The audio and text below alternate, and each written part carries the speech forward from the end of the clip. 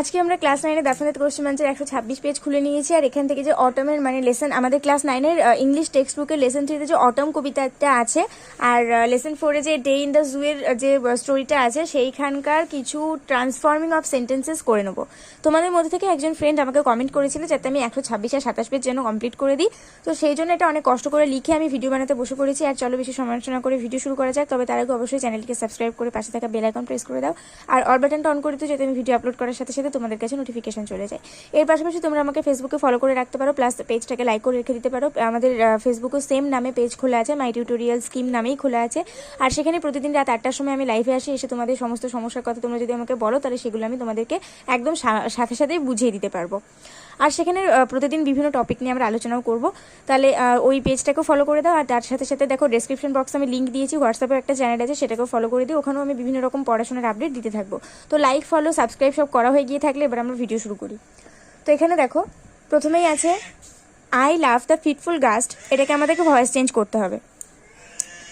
ভিডিওর মাঝখানে অনেক রকম শব্দ আসতে পারে, কিন্তু সেটাতে ইগনোর করে পড়াশোনায় মন দাও।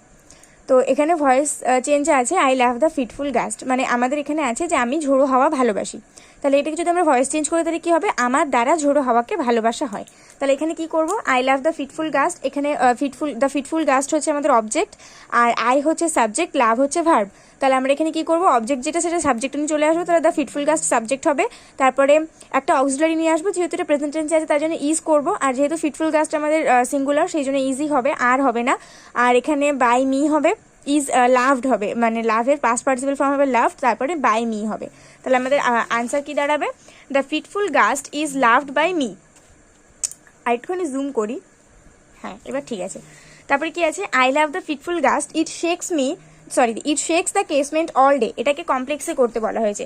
তো কি মানে এখানে বলা আছে যে আমি ঝোড়ো হাওয়াকে ভালোবাসি, এটা জানলার পাল্লাগুলোকে সারাদিন ধরে নাড়াতে থাকে। তো এটাকে আমরা কমপ্লেক্সে করলে কি হবে, আমি সেই ঝোড়ো হাওয়াকে ভালোবাসি যেটা জানলার পাল্লাগুলোকে সারাদিন ধরে নাড়াতে থাকে। তাহলে এখানে কি লিখবো, এখানে আমাদের আনসার হবে I love the fitful gust that shakes the casement all day. তারপরে কি আছে, the fitful gust shakes the casement all day. এটাকে যদি ভয়েস চেঞ্জ করে তাহলে কি হবে, দ্য কেসমেন্ট হচ্ছে আমাদের অবজেক্ট, দ্য ফিটফুল গাস্ট হচ্ছে আমাদের সাবজেক্ট, শেকস হচ্ছে আমাদের ভার্ব, আর অল ডেটা হচ্ছে আমাদের আদার্স। তো এখানে দ্য কেসমেন্টটা আমরা প্রথমে সাবজেক্টে নিয়ে চলে আসবো, এরপরে আমরা অক্সিলারি নিয়ে আসবো। যেহেতু আমাদের প্রেজেন্ট টেন্সের তাহলে আমরা ইজ নেব, কারণ হচ্ছে এটা আমাদের সিঙ্গুলারে আছে। তাহলে ইজ, শেকসটাকে আমরা লিখবো পাস্ট পার্টিসিপল ফর্ম হচ্ছে শেকেন, তাই তো। তাহলে এটা হচ্ছে এখানে আমি শেকড লিখেছি নাকি, এটা শেকেন হবে, ঠিক আছে, ইজ শেকেন। তাহলে কি দাঁড়াচ্ছে আনসারটা, the casement is shaken all day by the fitful gust, এটা হচ্ছে আনসার। তারপরে কি আছে, the fitful gust shakes the casement all day and from the mossy elm tree takes the faded leaves away. এটাকে বলেছে সিম্পল করতে। তো simple করলে এটা কি হবে, Besides shaking the casement, the fitful gust faded the leaves away from the mossy elm trees. মানে ওই জানলার পাল্লাটাকে নাড়ানোর পাশাপাশি এটা ওই শ্যাওলা ধরা এলম গাছ থেকে ওই পাতাগুলোকেও আর কি ন্যাড়া করে নিয়ে চলে যাচ্ছে। তারপরে কি আছে, তারপরে হচ্ছে the fitful gust takes the fade leaves away, it twirls them by the window pane. এখানে বলেছে প্রেজেন্ট পার্টিসিপল ইউজ করে এটাকে লিখতে। তো প্রেজেন্ট পার্টিসিপল ইউজ করলে আমাদের আনসার দাঁড়াবে যে taking the fade leaves away, the fitful gust twirls them by the window pane. তারপরে কি আছে, the cottage smoke curls upward through the naked trees.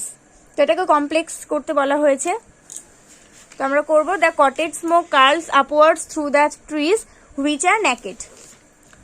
তারপরে আছে I love to see the cottage smoke curls upward through the naked trees. এটাকে বলেছে rewrite করতে participle use করে, ঠিক আছে। আর পার্টিসিপেল ইউজ মানে আমরা জানি যে সেটার সাথে আমাদেরকে কি করতে হয়, এটা আমি সেটার সাথে আমাদের আইএনজি যোগ করতে হয়। আমি ভাবছিলাম এটা আমি করিনি, তারপরে দেখলাম আমি 8 দাগটা প্রথমে করেছি, 7 দাগটা নিচেই করেছি, তো সেজন্য খুঁজে পাচ্ছিলাম না। I love to see the cottage smoke curling upwards through the naked trees, এটা হবে আনসার। তারপরে আছে the acorns fall, the grunting pigs wait for them, they scramble and hurry there. এটাকে কমপ্লেক্স সেন্টেন্সে জয়েন করতে বলেছে। তাহলে আমরা করবো the acorns fall for the grunting pigs wait for them and they scramble and hurry there. এটা তো complex সেন্টেন্সে জয়েন করতে বলেছে, তাই না? তাহলে এই আনসারটা হবে না, এটা আমি ভুল করে আমি ভেবেছিলাম কম্পাউন্ডে জয়েন করতে হবে, তাহলে সেই জন্য এটা আমি লিখেছিলাম, বাট এটা কমপ্লেক্সে। এটার আনসারটা কি হবে দেখো, when the acorns fall the waiting pigs scramble and hurry there who are grunting। এখানে ব্যাপারটা ভালো করে বোঝো, এখানে আছে the acorns fall, শস্যদানাগুলো পড়ে, ঘোত করতে থাকা শুয়োরগুলো সেখানে যায়, শুকরগুলো আর কি। তারপরে আছে দে স্ক্রাম্বেল অ্যান্ড হারি দেওয়ার, সেখানে গিয়ে তারা ঠেসাঠেসি করে এবং খুব তাড়াহুড়ো করে গিয়ে সেখানে তারা যায়। তো এখানে দেখো ওই শুকরগুলো যেহেতু অপেক্ষা করছিল, তাহলে আমরা এটাকে এক কথায় অপেক্ষমান বলতে পারি, তাই তো? আর এই জায়গাটাকে আমরা ভাঙতে পারি যে শুকরগুলো যারা ঘোত করছিল, মানে গ্রান্ট করছিল। তো এবার আমরা যখন শস্যদানাটা পড়েছিল তখন অপেক্ষমান শুকরগুলো ওখানে গিয়ে ঠেসাঠেসি করে তাড়াতাড়ি করছিল যারা ঘোত করছিল। তাহলে এটা হচ্ছে আমাদের দাঁড়াচ্ছে অনেকটা meaning, when the acorns fall the waiting pigs scramble and hurry there who are grunting। এটা হচ্ছে আমাদের কমপ্লেক্স সেন্টেন্সে joining. The grunting pigs wait for all, এটাকে রিলেটিভ ক্লজ ইউজ করে লিখতে বলা হয়েছে, তো সেই একই হবে, সেই একই জায়গাতে ভাঙবো, the pigs which are grunting wait for all. এরপরে ডে ইন দ্য জু থেকে করব, it is quite another thing to own a zoo and live in it. এটাকে বলেছে জিরান্ড যোগ করতে হবে। তোমরা কি জানো জিরান্ড যোগ করা মানে কি?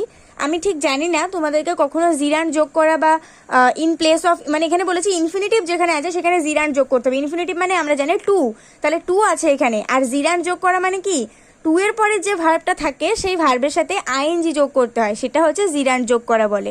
বুঝতে পেরেছো? তাহলে এখানে আমাদের আনসারটা কি হবে, it is quite another thing owning a zoo and live in it. মানে আমাদেরকে ওই টুটা তুলে দিতে হয়, যে ইনফিনিটিভটা থাকে ওটা তুলে দিয়ে তারপরে যেটা থাকে তার সাথে আইনি যোগ করতে হয়, তাহলেই সেটা জিরান্ড হয়ে যায়। It is quite another thing owning a zoo and live in it. It is quite another thing to own a zoo, এখানে বলেছে ওনের নাউন ফর্ম ইউজ করতে, তো আমরা জানি ওনের নাউন ফর্ম হচ্ছে অনারশিপ। তো এখানে আমরা করব it is quite another thing to have ownership of a zoo. আমরা জানি যখন নাউন ফর্ম ইউজ করতে তখন একটা আলাদা মানে হ্যাভ বা হ্যাজ কিছু একটা নিয়ে আসতে হয়, তাহলে এখানে আমরা হ্যাভ ইউজ করেছি। তারপরে আমাদের কি আছে, it is certainly enables you to rush out at any hour, এটাকে কমপ্লেক্স করতে বলা হয়েছে। তো কমপ্লেক্স করলে এটাকে আমরা করবো, it is certain that you will enable to rush out at any hour. এখানে আমি দুটো আউট একসাথে লিখে দিয়েছি, একটা আউট হবে। It is certain that you will enable to rush out at any hour, ঠিক আছে। You can hear a robin singing, 5 দাগে আছে, সরি তার আগে একটা আছে, it certainly enables you to rush out at any hour. এটাকে বলেছে এই সার্টেনলির অ্যাডজেক্টিভ ফর্ম ইউজ করতে বলেছে, তো সার্টেনলির অ্যাডজেক্টিভ ফর্ম হচ্ছে সার্টেন, ঠিক আছে। তাহলে আমরা করব ইট ইজ সার্টেন দ্যাট। দেখো আমরা আগে যেটা করলাম যে এটা নিশ্চিত যে তোমাকে যে কোনো মুহূর্তে এটা ছুটে যেতে সক্ষম করবে, এটা কিন্তু আমাদের কমপ্লেক্স ছিল। প্লাস যদি বলা হয় যে এই সার্টেনলিটাকে অ্যাডজেক্টিভ করতে, তাহলেও কিন্তু এই একই আনসার হবে, কারণ এটা নিশ্চিত ছিল যে সেই সার্টেইনই হবে, শুধু একটু ঘুরিয়ে দিয়েছে তোমাদেরকে কনফিউজ করার জন্য। যদি এরকম এই সার্টেনলির দিয়ে যদি সেটাকে কমপ্লেক্স করতে বলে, তাও তোমাকে ইট ইজ সার্টেন দ্যাটই করতে হবে। যদি আবার সেটাকে অ্যাডজেক্টিভ ফর্ম করতে বলে, তাহলেও সে তোমাকে ওটা ইট ইজ সার্টেন দিয়ে করতে হবে। মানে এই যে দুটো কোয়েশ্চেনের আনসারটা, এই একটাই আনসার হবে, it is certain that you will enable to rush out at any hour, ঠিক আছে। 5 আর 6 দাগের আনসারটা 3 আর 4 দাগের আনসার একই হবে। You can hear a robin singing, এটাকে নাউন ক্লজ বা কমপ্লেক্সে যা খুশিতে করতে বলেছে। সবসময় মনে রাখবে নাউন ক্লজও যা কমপ্লেক্সও তাই, দুটোতেই দ্যাট করতে হয়, ঠিক আছে। তাহলে সবসময় দুটো একই। তাহলে এই দুটো যদি আমরা করি তাহলে কি হবে, you can hear a robin who is singing, ঠিক আছে। তারপরে the white headed thrush burst into an excited cry, এটাকে বলেছে এক্সাইটেডটাকে নাউন ফর্ম ইউজ করতে এবং রিরাইট করতে। তো এক্সাইটেডের নাউন ফর্ম হচ্ছে এক্সাইটমেন্ট, তাহলে এটাকে আমরা কি করবো, the white headed thrush burst into an cry of excitement হলো এটা। নেক্সট আছে looking out into the courtyard on the velvet green lawns you can see an earnest group of peahens. Complex করতে বলেছে, খুব সহজ, দেখে যতটা কঠিন মনে হচ্ছে ততটা কঠিন নয়। You can see the earnest group of peahens who are searching in the dewy গ্রাস।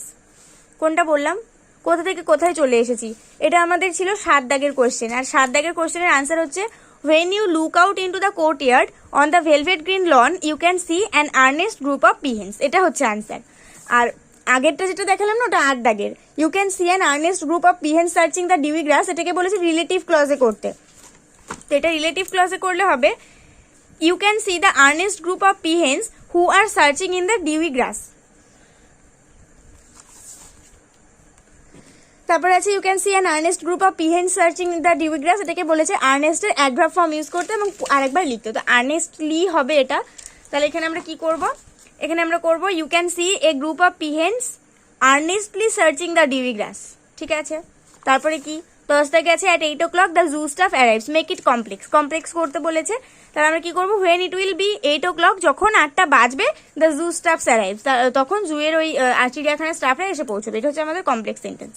তারপরে 11 থেকে আছে you can hear them shout greetings to each. এটাকে বলেছে স্প্লিট করতে। তো এটাকে স্প্লিট করতে বলেছে যে তুমি শুনতে পাবে যে তারা একে অপরকে গ্রিট করছে। তাহলে এটাকে যদি আমরা স্প্লিট করি তাহলে কি হবে, এটাকে স্প্লিট করলে আমরা করব they are greeting each other by shouting, তারা একে অপরকে চেঁচানোর মাধ্যমে গ্রিট করছে। ইউ ক্যান হিয়ার দেম, তুমি তাদেরকে শুনতে পাবে। ঠিক আছে, এটা হচ্ছে আমাদের splitting. They gallop about on floor with the high spirits of children just out of school. এটাকে কমপ্লেক্স করতে বলা হয়েছে। তো এটাকে কমপ্লেক্স করলে আমরা কি করব, they gallop about on the floor with the high spirits of children who are just out of school. এখানে আমি জুম আউট করি, নইলে তোমরা দেখতে পাবে না। এবার দেখতে পাচ্ছ, they gallop about on the floor with the high spirits of children who are just out of school. তারপরে কি আছে, Stephen broom in hand stands guard over the apes. Complex করতে বলা হয়েছে, Stephen who has broom in hand stands guards over the apes. তারপরে আছে Mike plump and ever smiling is busy along with Jeremy. Complex করলে কি হবে, Mike and plump who is ever smiling is busy along with Jeremy. They sweep up the mess on the floor and scatter fresh white sawdust. Simple করলে কি হবে, having swept up the mess on the floor, they scatter fresh white sawdust. Everything they assure you is all right. Negative করতে হবে, তারা তোমাকে নিশ্চিত করে যে সবকিছু ঠিক আছে। নেগেটিভ করলে কি হবে, তারা তোমাকে নিশ্চিত করে যে কোনো কিছুই অসন্তোষজনক নেই। তাহলে nothing they assure you is unsatisfactory. তারা কোনো কিছুই তোমাকে অসন্তোষজনক বলে নিশ্চিত করে না। ঠিক আছে, এটা হচ্ছে আমাদের answer. Atom clings to the wire baring the his teeth at you in greeting. Compound করতে বলেছে, তো কি হবে, atom clings to the wire and he baring his teeth at you in greeting. You come out of the birds house then walk to the reptile house, make it simple. Simple করলে কি হবে, coming out of the birds house you walk to the reptile house. তারপরে আছে at 10 o'clock the zoo gates open and the first rush of visitors arrive. Complex করলে কি হবে, at 10 o'clock when the zoo gets open first rush of visitors arrive. তারপরে আছে we have found visitors trying to give the chimpanzees lighted cigarettes. Complex করলে হবে we have found the visitors who are trying to give the chimpanzees lighted cigarettes. The robin ceases to sing. Robin থামিয়ে দেয় তার গান করা। Negative করলে কি হবে, রবিন তার গান করাটা কন্টিনিউ করে না। তাহলে the Robin does not continue to Singh. যেহেতু এখানে আমাদের এস আছে, ভার্বের সাথে যোগ আছে, সেই জন্য আমরা এখানে ডাজ নিয়ে আসলাম। ঠিক আছে, তারপরে কি আছে, the white faced owls have spent all day pretending to be great tree stamps. এখানে বলেছে এই প্রিটেন্ডিং এর নাউন ফর্ম ইউজ করতে এবং বাক্যটাকে পুনরায় লিখতে। তো প্রিটেন্ডিং এর নাউন ফর্ম হচ্ছে প্রিটেনশন। তাহলে এখানে আমরা লিখবো the white faced owl have spent all day with pretension to be great tree stumps. তারপরে আছে the white faced owls have spent all pretending to be great tree stumps. Complex করতে বলা হয়েছে, the owls who are white faced have spent all day pretending to be great tree stumps. There is a sudden chorus from chimpanzee's bedroom.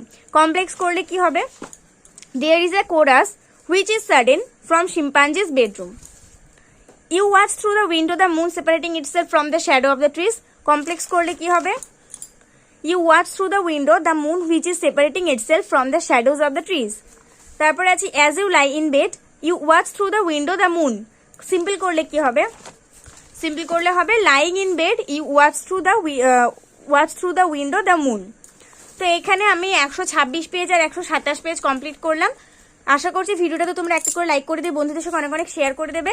R next ভিডিওতে তোমাদের সঙ্গে দেখা হবে। ততক্ষণ পর্যন্ত সবাই ভালো থাকো, সুস্থ থাকো, মন দিয়ে পড়াশোনা করতে থাকো।